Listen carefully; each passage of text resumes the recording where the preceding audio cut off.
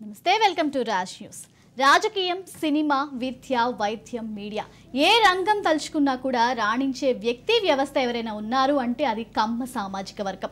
మనం చూసుకుంటే మారుతున్న కాలానికి అనుగుణంగా అప్డేట్ అయ్యే బలమైన శక్తిగా కమ్మ సామాజిక వర్గం ఎదిగితే, అలాగే చూసుకుంటే తోటి సామాజిక వర్గాలకి చెయ్యి అందిస్తూ వాటికి చేయూతగా ఉంటూ అన్ని సామాజిక వర్గాల్ని కలుపుకొని పోతూ ఒకే తాటిపై నడిపిస్తోంది కమ్మ సామాజిక వర్గం. ఈ రోజు వాళ్ళందరూ కలిసి కాకతీయ సేవా సమితి పేరుతోటి ఒక సంక్రాంతి సంబరాలు పేరుతో ఒక సంబరాన్ని మనకి తెలంగాణలోనైనా అటు ఆంధ్రాలోనైనా రెండు సాంప్రదాయాలని కలుపుతూ ఇవాళ సంక్రాంతి సంబరాలు వాళ్ళు నిర్వహిస్తున్నారు. దీని గురించి మనకు తెలియజేయడానికి మన్ని నాగమల్లేశ్వరి గారు మనతో పాటు ఉన్నారు. వారితో మాట్లాడదాం. అమ్మ నమస్తే అండి. నమస్తే అమ్మా. బాగున్నారా? బాగున్నాను. చాలా సంతోషంగా ఉందండి. ఎందుకంటే ఈ కమ్మ సామాజిక వర్గానికి సంబంధించి అంటే ఒక్క సామాజిక వర్గం అనే కాదు, అన్ని సామాజిక వర్గాల్ని ఇవాళ కలుపుకొని పోతూ మీరు కాకతీయ సేవా సంఘం సమితి ఆధ్వర్యంలో మీరు ఇవాళ ఇంత పెద్ద కార్యక్రమాన్ని స్టార్ట్ చేశారు. ఇదే స్టార్ట్ చేయడమా ఇంతకు ముందు? ఇదే ఫస్ట్ టైం స్టార్ట్ చేసామమ్మా. కాకతీయ సేవా సమితి వాళ్ళు ఇది ఫస్ట్ టైం ఈ కార్యక్రమాన్ని ప్రోగ్రాం బాగా గ్రాండ్గా చేయాలనే ఉద్దేశంతో ముందుకొచ్చేసారు పెద్దలందరూ. వాళ్ళందరికీ కూడా నమస్కరిస్తున్నాను నేను. ఇది ఎందుకు చేయాల్సి వచ్చింది అంటే కొన్ని తరాల వాళ్ళ మాకు తెలుసు, మాకంటే పెద్దలకు తెలుసు, మా పిల్లలకు కొన్ని అప్పుడప్పుడు తెలుసు, కానీ మా మనవాళ్ళ స్టేజీ పిల్లలకి అసలు సంక్రాంతి అంటే ఏంటో తెలియదు. వాళ్ళ కోసం సత్యనారాయణ గారిని అడిగినప్పుడు ఎందుకండి పెద్దవారు ఇంత శ్రమ చేస్తున్నారు ఎట్లకల్లా ఈ చలిలో ఉండి అంటే, ఇంకా పెద్దలందరూ కూడా ఏంటంటే మనం వెళ్ళిపోయిన తర్వాత ఈ ప్రోగ్రామ్స్ అన్నీ ఎవరికి తెలియవమ్మా, అందుకని మనం అండంగానే ఒక పునాది వేస్తే కొన్ని తరాల వరకు మళ్ళీ ఇది ఉపయోగపడిద్దని చెప్పారు. ఇది నిజము. మేము మా తాతయ్యలు, నాన్నమ్మలు, అమ్మమ్మల దగ్గర నుంచి కూడా మేము చూస్తూ వస్తున్నాము. కమ్మవారి అంటే వాళ్ళు ఏంటంటే ఒక సంఘం ఏర్పాటు చేసుకున్నారు అనే ఉద్దేశంతో కొంతమందికి ఉండొచ్చు ఇబ్బంది, కానీ అది కాదమ్మా. మేము ఒక సంఘాలను ఎందుకు ఏర్పాటు చేసామంటే కొన్ని తరాల నుంచి వస్తున్నాయి సంఘాలు కానీ, ఈ పండగలు కానీ, వనభోజనాలు కానీ ఇవన్నీ ఎందుకు చేస్తున్నామంటే భేదాళ్ళు ఉండాళ్ళు అన్ని క్యాస్ట్లో ఉండట్టే చౌదరీస్లో కూడా ఉండారు. వాళ్ళందరూ కలుపుకోవటం కోసం మన గ్రామాల్లో మన పెద్దలు ఏర్పాటు చేశారు దీన్ని. వాళ్ళకి ఎవరికన్నా కష్టం వచ్చినా సుఖం వచ్చినా ఈ సంఘ సభ్యులు అందరూ కలిసి వాళ్ళని ఆదుకోవటానికి కానీ, కొన్ని ఇబ్బందులు వచ్చినప్పుడు అందరూ కలిసి సపోర్ట్ చేశారు వాళ్ళకి. అలాగే అది కంటిన్యూగా తరతరాల నుంచి అది వనభోజనాలు అనే ప్రోగ్రామ్స్తో మాకు ఏర్పాటైంది. అంతేగాని మేము మాతో ఎవరైతే రైతు కుటుంబాలమాయి మాతో పాటు అన్ని క్యాస్ట్లలో కూడా ఉపయోగించుకున్నాం. మేము ఎవరిని ఇబ్బంది పెట్టలేదు, మా సొంత పిల్లల్లాగానే చూసాం. మాతో పాటు రైతుగా ఉండగాని పండగ సంక్రాంతి విశిష్టత ఏంటంటే పండగ వచ్చిందంటే 10 రోజుల ముందు నుంచే పిండి వంటలు చేసేవాళ్ళు. అది వడ్లే, కానీ అప్పుడు ఆ తరంలో డబ్బులు లేవు. అందుకని అందరూ ఏం చేసేవాళ్ళు అంటే ఈ వడ్లే ఈ సంవత్సరానికి ఒకసారి వాళ్ళకి అందరికీ ఇచ్చేవాళ్ళు. అలా ఇంటికి వచ్చిన వాళ్ళకి ఈ 10 రోజుల నుంచి నేను పిండి వంటలు ఆ వడ్లు బస్తాలు ఎదురుగా పెట్టి మానికలు చాటల్లో పోపించి మా అందరి చేత దానాలు ఇప్పించేవాళ్ళు. అలా అలా ఈ పండగ విశిష్టత అనేది చాలా వైభవంగా జరిగాయి. పల్లెటూళ్ళలో, గ్రామాల్లో చాలా బాగా చేశారు. అది కంటిన్యూ అవుతూ వస్తూ ఉంది. కాకపోతే ఇప్పుడు ఈ తరంలో పెద్ద తరం వాళ్ళు 80 years వాళ్ళు అందరు పెద్దవాళ్ళు అయిపోయి గ్రామాల్లో కొంచెం తగ్గింది. ఇప్పుడు ఇక్కడ మనం హైదరాబాద్లో ఇది స్టార్ట్ చేయాలనే సంకల్ప బలం, చాలా మంచి ప్రోగ్రాం ఇది. అందరూ సక్సెస్ఫుల్గా ఇది చెయ్యాలి అని మన సామాజిక వర్గమే కాదు అన్ని క్యాస్ట్ల వాళ్ళు కూడా మాకు సపోర్ట్గానే ఉన్నారు. ఎక్కడ మమ్మల్ని ఏ విధంగానూ ఇబ్బంది పెట్టలేదు. మేము కూడా అందరితో కలిసే ఉన్నాం. ఇప్పుడు మేము తార్నాక నుంచి వస్తే మేయర్ గారు ఉన్నారు, ఇది కార్తికేయ రెడ్డి, లతారెడ్డి గారు ఉన్నారు. మేము కమ్మ సంఘం ఏర్పాటు చేసి శైలేంద్ర ఏర్పాటు చేసాం. దానికి వాళ్ళు కూడా వచ్చి మాకు సపోర్ట్ చేశారు. మేము చాలా కూల్ అయిన ప్రదేశం, అందరూ కూడా వదిన మేము కూడా వస్తాం, మేము కూడా మీలో భాగాలు పంచుకుంటామని. మాకు ఎవరితో ఏ ఘర్షన్స్ లేవండి, మేము అన్ని కులాలతో కలిసే ఉంటాము. కాకపోతే మా వాళ్ళకి ఒక కమ్యూనిటీలో మాకు కొన్ని ఇబ్బందులు ఉండే కాబట్టి ఆ ఇబ్బందులు మేము అందరం కలుపుకొని చేసుకోవాలనే ఉద్దేశంతోనే ఈ కమ్మ సంఘాలు అనే ఏర్పాటు చేసుకున్నాం. కానీ మేము అందరికీ సేవ చేస్తున్నాం. ఈ కమ్మ సంఘాలు మా ఒక్కళ్ళకే కాకుండా ఇప్పుడు మేము మజ్జిగో లేకపోతే మంచినీళ్ళలో, భోజనాలు, స్కాలర్షిప్లో ఇస్తున్నాం కదా, కమ్మవారికి ఇవ్వట్లేదు, అన్ని క్యాస్ట్లకు హెల్ప్ చేస్తున్నాం. చంద్రబాబు నాయుడు గారు ఉన్నారు కదా, ఎవరికన్నా ఇలా అనుకున్నారో ఆయన అందరికీ అభివృద్ధి అవ్వాలనే చేశారు. సక్సెస్ఫుల్గా అన్నీ చేశారు. మా ఉద్దేశం అలాగే ఉంటుంది, కానీ వేరే భావన కాదమ్మా. ఈ సంక్రాంతి సంబరాలనే చాలా విశిష్టత కలిగిన పండుగ ఇది మాకు పెద్ద పండుగ. ఎందుకంటే ఆ పండుగ రోజు అల్లుళ్ళు, బంధువులు, చుట్టాలు, ఈ అంకుళ్ళు, ఏపురాళ్ళు అందరూ ఒకేసాట కలిసి ఈ వైభవంగా చేసుకునేవాళ్ళం. తర్వాత ఆడపిల్లలకి ముగ్గులు, గొబ్బెమ్మలు, కొత్త బట్టలు తీసుకునేవాళ్ళు. ఆ కొత్త బట్టలు కూడా చక్కగా అప్పుడు మేము ఆ లంగా ఓణీలు, తర్వాత జడ కుప్పెలు, జడగంటలు అవి వేసుకొని ఊళ్ళో చక్కగా ఆ పండుగ వాతావరణం అంటే అలా అందంగా ఉండేది. ఇప్పట్లాగా అన్ని పిండి వంటలు బయట దొరికే కాదు.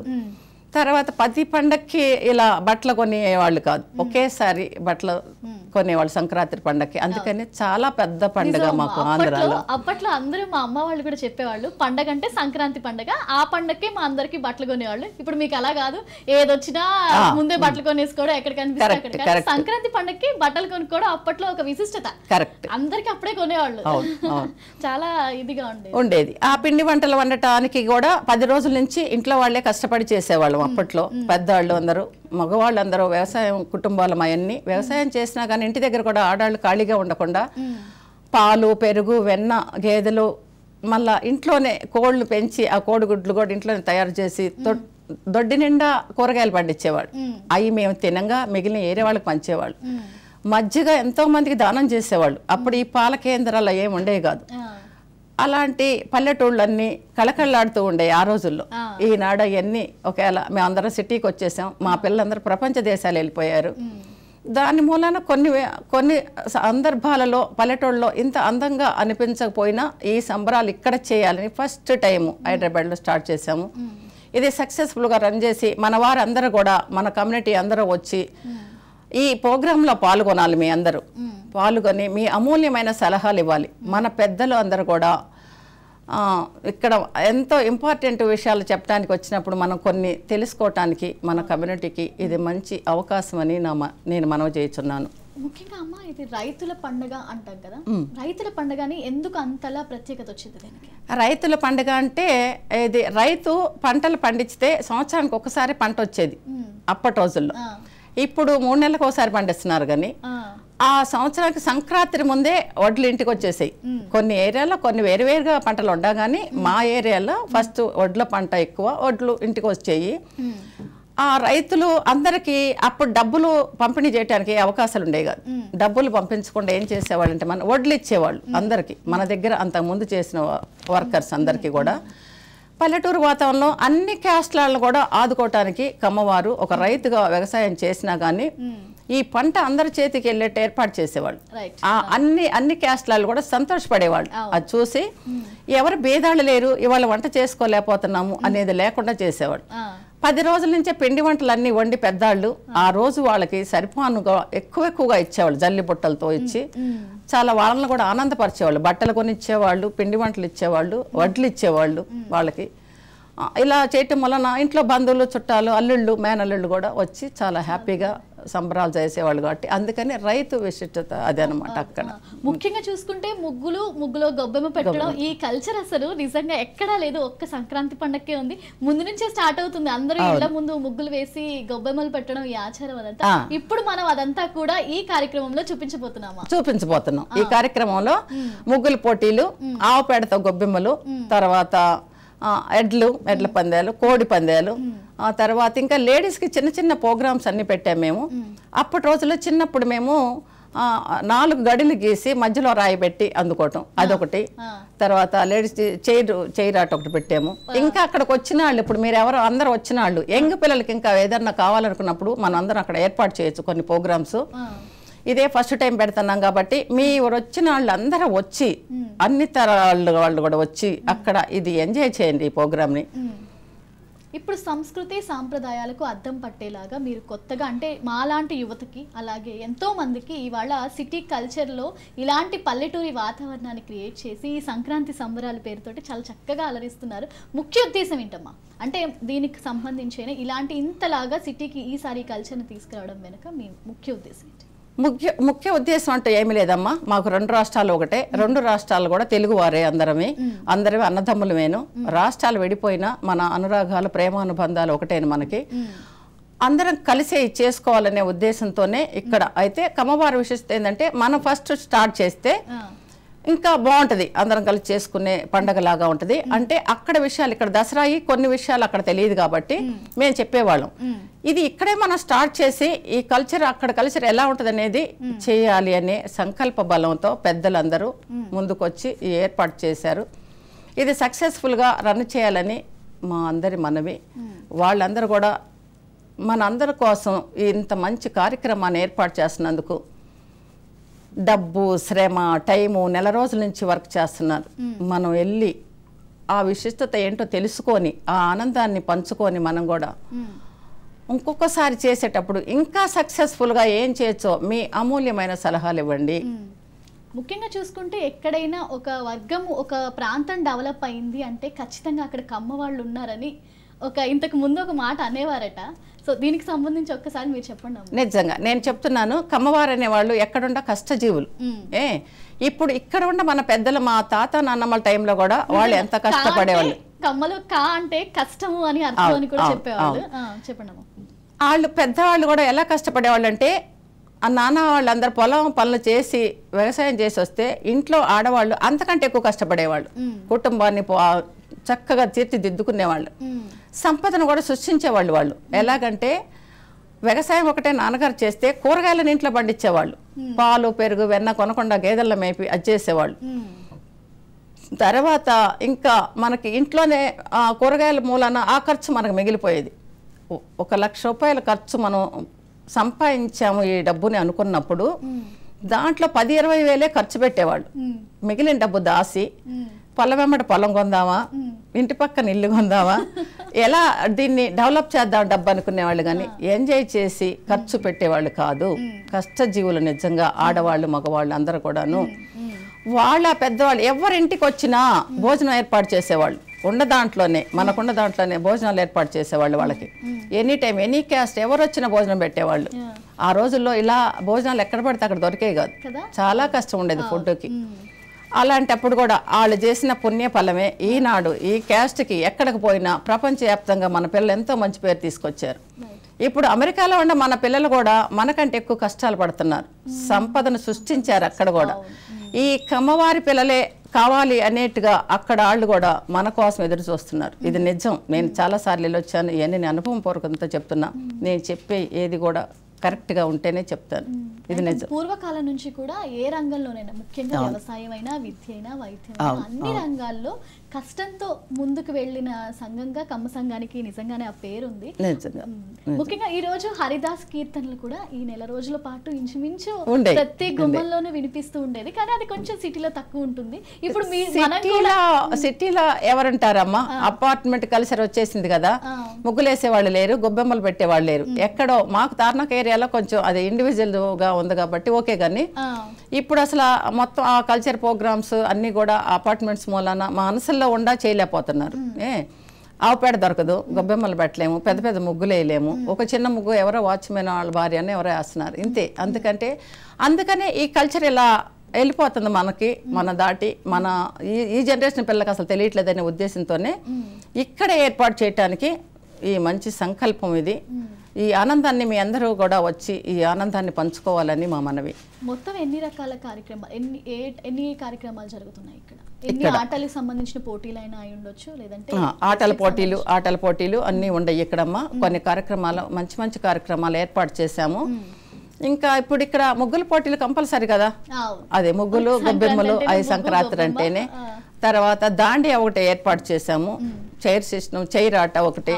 తర్వాత ఇంకా పిల్లలు ఏం చెప్తున్నారంటే ఎక్కడికి వచ్చిన తర్వాత భోగి మంటలు, కొంతమంది పిల్లల కన్నా ఆ ప్రోగ్రాం కొంచెం ఏర్పాటు చేయటం, కోడి పందాలు, ఎడ్ల పందాలు చిన్నగా ఒకటే. అంటే ఈసారి వచ్చేటప్పటికి అది ఆలోచిద్దాం అందరం కలిసి.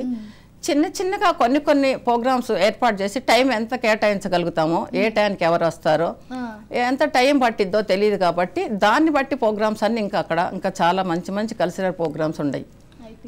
పాటల ప్రోగ్రామ్ కూడా ఒకటి ఏర్పాటు చేసాము.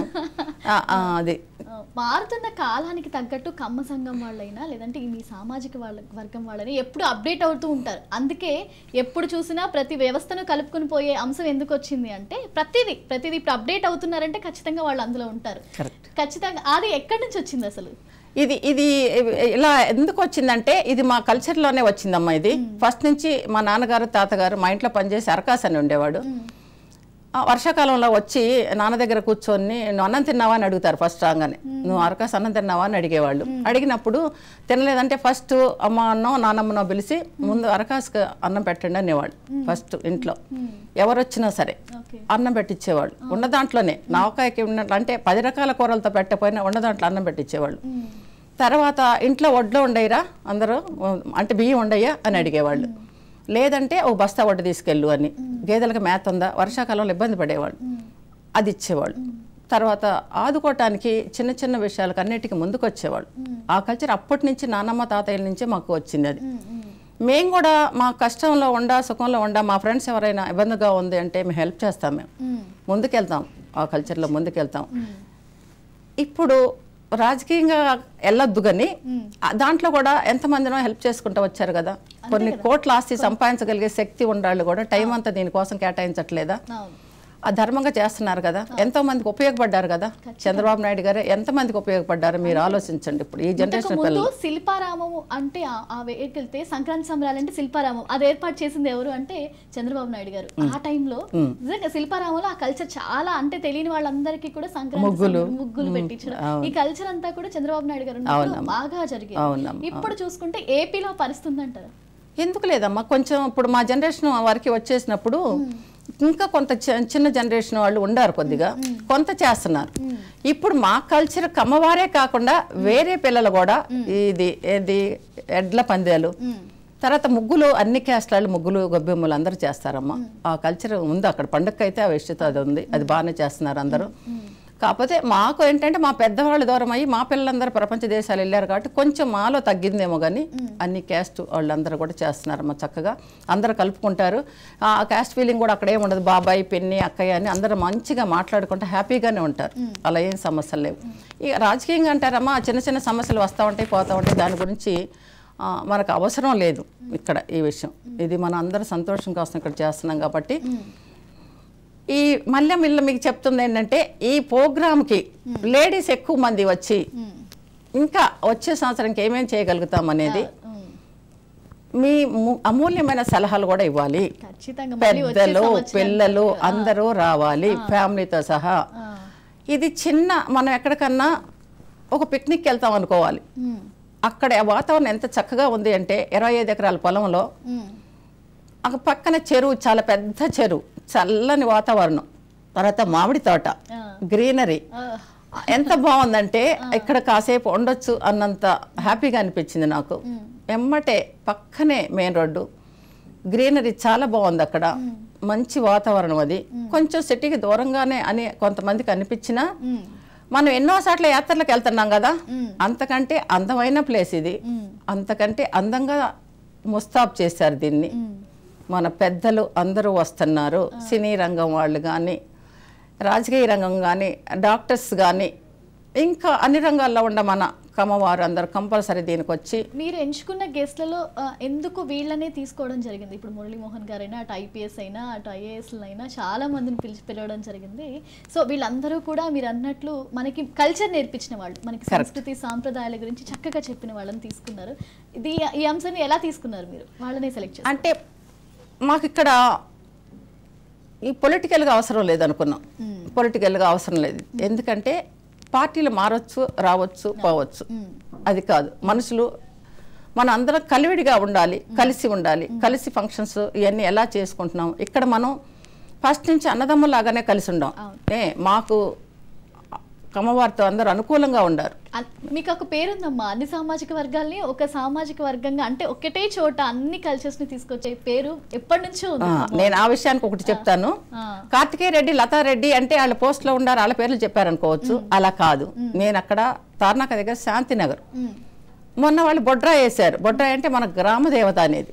ఆ రోజు వాళ్ళ ఇంటికి 19 క్యాస్ట్లు ఉన్నామమ్మ మేము శాంతినగర్లో. మా ఇంటి ఆడపడుసుగా ఫస్ట్ దగ్గరకు వచ్చాం, బొడ్రా చేస్తున్నాం అని చెప్పారు. అంటే అంతకంటే మనకి ఏం సంతోషం కావాలి, ఏం కావాలి చెప్పి నేను చాలా హ్యాపీ అయ్యా. నేను ఇప్పుడు కూడా అందరి మనసుల్లో మీకు ఉండాను నేను, మీరందరు నా దగ్గరకు వచ్చిన చాలని. మాకు ఎక్కడ కలిసెల్లో కానీ ఎనీ క్యాస్ట్తో కలిసి ఉండాం మేము, చాలా హ్యాపీ మాకు. ఎక్కడ ఎవరితో మాకేం గొడవలు లేవు. బజార్ ఎక్కటం, గొడవలు పెట్టుకోవటం, పెద్ద చిన్న లేకుండా మాట్లాడటం, అది మా సంస్కృతిలో మా వాళ్ళు ఎవరు నేర్పలేదు కాబట్టి అలా చేయలేదు ఇప్పుడు వరకు. ఇప్పుడు కూడా మన తర ఆడపిల్లలు ఎక్కడికి వెళ్ళినా మన పెద్దలు ఎలా మన పెంచారో ఆ సంస్కృతి మనం వదిలిపెట్టద్దు, అలాగే మాట్లాడాలి, ఆ పద్ధతిగానే ఉండాలి మనం అనేది మన పెద్దవాళ్ళందరూ మనవి. అమ్మ, ఇవాళ నాకు ఒక విషయం తెలియచేయండి. కోడి పందాలు మనకి నిజంగా పల్లెటూర్లలో కోడి పందాలు అంటే అదొక రకమైన మంచి కల్చర్, అది మంచి సంస్కృతి మనందరికి. సంక్రాంతి అనగానే కోడి పందాల గురించి ఒకసారి. కోడి పందాలు అనేదానికి అప్పట్లో మా సంస్కృతిలో మగవాళ్లే చేసేవాళ్ళు, ఆడవాళ్ళని ఆ కోడి పందాలకి ఎడ్ల పందాలకి మేము వెళ్ళేవాళ్ళం కాదు, మేము రానిచ్చేవాళ్ళు కాదు. ఎలాగంటే ఒక సంవత్సరం నుంచే కోళ్ళని పెంచేవాళ్ళు, ఎడ్లను తయారు చేసేవాళ్ళు. ఎలాగంటే రోజు దానికి జీడిపప్పులు పెట్టడం, అవి పెట్టడం, ఎంత ఖర్చు పెట్టేవాళ్ళు. అప్పటి రోజుల్లో ఈ టీవీలు, సీరియల్స్, ఈ సినిమాలు ఇవన్నీ చాలా తక్కువ ఉండేవి. అందరూ కూడా ఆ పోటీల మీదే మనసు నిమగ్నం చేసి ఆ మగ జంతువులను చాలా ప్రేమగా చూసి ఆ పోటీలు పెట్టి ఆడి ఆనందాన్ని పంచుకునేవాళ్ళు. ఆ సంస్కృతి మనకి అక్కడ ఉంది, అది ఇక్కడ మేము చూపిస్తున్నాం. కొంతైనా మీ అందరూ వచ్చి ఆ ప్రోగ్రామ్ లో పాల్గొని ఆనందాలు పంచుకోవాలి. అప్పట్లో ఆడపిల్లలకి ఇవేవి తెలిసేవి కాదు, అంటే నిజంగా కూడా ఎవరిని మగవాళ్ళు మాత్రమే కోడి పందాలకు వెళ్ళేవాళ్ళు. కాబట్టి ఇప్పుడు ఇవాళ ఈ సేవా సమితి ఆధ్వర్యంలో జరుగుతున్న సంక్రాంతి సంబరాల్లో మనందరం కూడా అసలు కోడి పందాలు, కోళ్ళు ఎలా పందెంలో వెళ్తాయి, ఇవన్నీ ఆడపిల్లలను కూడా చూసి ఎంజాయ్ చేసిన అవసరం వచ్చింది కూడా. జనాభాలో ఒక సగభాగం పిల్లలు ప్రపంచ దేశాలు వెళ్ళిపోయారు. 50-60 ఏళ్ళవే, 60-65 ఏళ్ళం ఇప్పుడు ఎక్కువ మంది ఉన్నాము. మీ జనరేషన్ పిల్లలు కొంచెం తక్కువ మంది ఉన్నారు కాబట్టి ఇప్పుడు వెళ్ళొచ్చు అందరం. వెళ్ళకపోతే జనాభా లెక్కల ప్రకారం తక్కువైపోతున్నాము. వెళ్ళాలి మనం అందరం కలిసి ఈ ప్రోగ్రామ్స్ అన్ని ఏర్పాటు చేసుకోవాలి. ఇంక మనం ఆడ మగాన్ని కూర్చుంటే ఇంకా పనులు అవ్వవు. అందరం కలిసి ఇది ఆనందాలని పంచుకోవాలనే ఉద్దేశంతోనే మన వాళ్ళందరూ ఇది ఏర్పాటు చేశారు. ఆడపిల్లలు కూడా కోడి పందాలు చూడొచ్చు, ఎడ్ల పందాలు కూడా చూడొచ్చు, బెట్టింగ్ కూడా వేయచ్చు. ఇప్పుడు మనకి అమ్మ లాంటి వాళ్ళు చాలా మంది సపోర్ట్ ఉన్నారు. అప్పుడు మమ్మల్ని వెళ్ళనే లేదు. మా అన్నయ్య వాళ్ళు, నాన్నగారు బయటికి వెళ్తే ఒప్పుకోలేదు మా కల్చర్లో. అప్పుడు ఇప్పుడు మనకి వెనకాల ఇప్పుడు మేము సపోర్ట్ చేస్తున్నాం. ప్రపంచ దేశాలంతా ఆడపిల్లలు వెళ్ళారు కాబట్టి ఇప్పుడు మేము మిమ్మల్ని అన్నిటికీ మేము ప్రోత్సహిస్తున్నాం. మా నాన్నగారు వాళ్ళు మమ్మల్ని దేనికి ప్రోత్సహించలేదు అప్పుడు. అది మా కల్చర్ విషయాలు. ఈ ప్రోగ్రామ్స్ కు వచ్చే గెస్ట్ల పేర్లు కూడా ఒకసారి చెప్తున్నానండి. చెల్లా రాజేంద్ర ప్రసాద్ గారు, తర్వాత కేవి చౌదరి గారు కూడా వస్తున్నారు, తర్వాత కోడే దుర్గాప్రసాదరావు గారు, తర్వాత డాక్టర్ ఉపేంద్రనాథ్ గారు, కోసరాజు సుచరిత గారు, మాగంటి మురళీమోహన్ గారు, గొట్టిపాటి సత్యవాణి గారు, డాక్టర్ కృష్ణయ్య గారు, ఇంకా వీళ్ళు మంచి అమూల్యమైన వాగ్దాడితో మాట్లాడగలిగిన వాళ్ళు. వీళ్ళందరూ వీళ్ళు మనకి ఏమి అక్కడ మాట్లాడతారో మనం వినటం మనకి చాలా ఇంపార్టెంట్. వీళ్ళందరూ మన పెద్దలు, కొంతమంది వాళ్ళ సలహాలు మనకి చాలా అమూల్యమైనవి. ఆ సలహాలు మనం ఈ తరం కాకుండా ఇప్పుడు యంగ్ జనరేషన్ పిల్లలందరూ అవన్నీ మీరందరూ తెలుసుకోవాలి. నాన్న సక్సెస్ఫుల్గా ఈ కమ్మవారి సంక్రాంతి సంబరాలు జయప్రదం చేస్తారని, రావాలి అని అందరూ. ఇంకా వచ్చే సంవత్సరం ఇంతకంటే మంచి ఉత్సాహంతో ఈ కంటిన్యూగా చేయాలి అని, ఏమన్నా పనులుండా ఆపుకొని వచ్చి ఈ ప్రోగ్రామ్ని జయప్రదం చేయమని మీ అందరికీ నమస్కరిస్తున్నాను. నమస్తే అండి అందరికీ. థ్యాంక్ యూ సో మచ్ అమ్మ. ఇంత గొప్ప కార్యక్రమం, అన్ని సామాజిక వర్గాల్ని కలుపుకొని పోతూ ఇవాళ చాలా గొప్ప కార్యక్రమం కాకతీయ సేవా సమితి వారి ఆధ్వర్యంలో సంధ్యా కన్వెన్షన్లో జరుగుతోంది. ఈ కార్యక్రమాన్ని చాలా సక్సెస్ఫుల్గా మీరు ముందుకు తీసుకువెళ్ళారు. ఎన్నో రకాల దానికి సంబంధించి ఎన్నో రకాల కార్యక్రమాలు అయితే అక్కడ జరిగాయి. చాలా అందరినీ ఆకట్టుకున్న ఈ కార్యక్రమాలు అయితే ఇది ఇవాళ ప్రత్యేక కార్యక్రమం. నాగమల్లేశ్వరి గారు మనకు చాలా చక్కని అంశాలు తెలియజేశారు. సో ఇది ఇవాళ ప్రత్యేక కార్యక్రమం. చూస్తూనే ఉండండి రాజ్ న్యూస్.